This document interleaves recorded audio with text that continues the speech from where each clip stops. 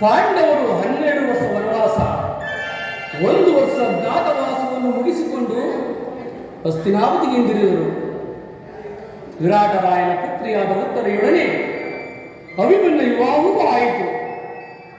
ತಮಗೆ ಬರಬೇಕಾದ ರಾಜ್ಯವನ್ನು ಪುನಃ ಕೊಡುವಂತೆ ಕೇಳಲು ಯುಧಿಷ್ಠಿರನು ತನ್ನ ಕುಲಪುತ್ರರಾದ ದ್ರೌಮ್ಯರನ್ನು ಸಂಧಿಗಾಗಿ ಕಳಿಸಿದನು.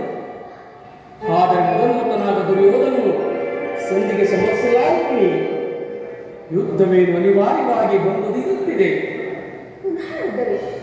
ಹಾಗಾದರೆ ನಿಮ್ಮ ಶ್ರಾತಗಳು ಬಳಸುವುದು ಗೋಪಿಕಾಮೂಲ್ಯ ಕಟಾಕ್ಷಿಗಳಿಂದ ಬೈದು ವಾಲ್ಮೀಯ ಮನೆಗೆ ಹರವಚ್ಚಿದ ಕಣ್ಣಗಳಿಂದ ಅನಂತ ಭೋಗದ ಹಗರನ್ನು ಕಾಣುವುದು ನೀವು ಸಾಧನೆ.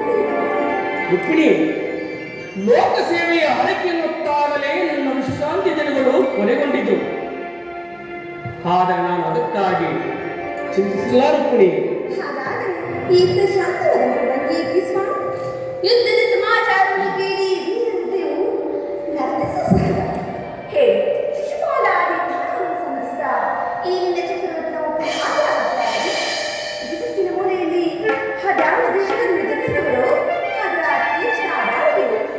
ಹೌದ್ಯಾರೆ ಸ್ವಾಮಿ? ರುಕ್ಮಿಣಿ, ಯುದ್ಧವೇನೋ ಒದಗಿ ಬಂದಂತಿದೆ.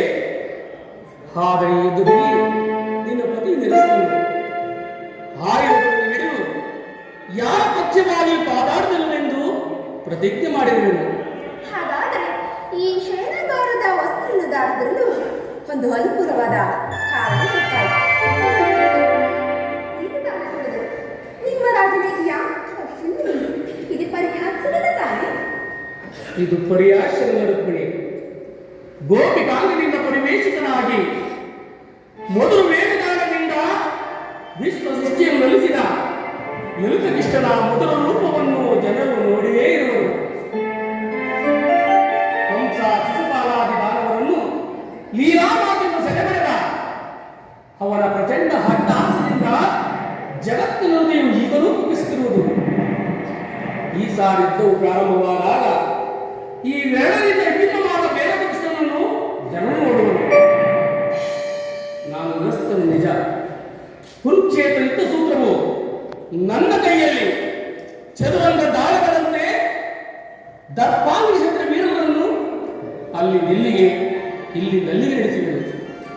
ಸತ್ಸಾಹ ಸಂಗಮವೇ ಪೌರುಷದ ಪರಮಾವಧಿ ಎಂದು ಜನರಿಗೆ ತಿಳಿದಿರುವರು. ನಾನು ಜ್ಞಾನವನ್ನು ಉಳಿಸುವೆನು.